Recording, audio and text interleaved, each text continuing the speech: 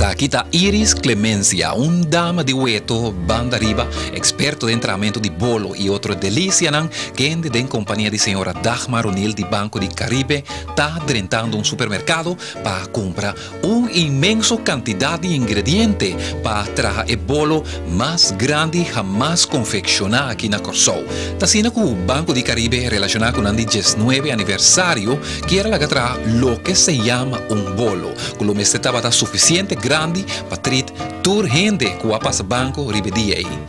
A ideia vai para Iris ter bolo de não menos que 6 metros largo, todo em forma de corsou. Mas pode imaginar que essa nota huega, tendo em conta a quantidade de ingredientes necessários. Sinta para botende 30 kg de prêmio, 96 kg na recente dada de fruta mixto e cherry, 780 huevos, 80 libras de harinha pão, 122 botas de várias bebidas, maneira brandy, stroopy, etc. 208 packs de manteca. Bueno, eu não quero até aqui não, senão não se dá stop.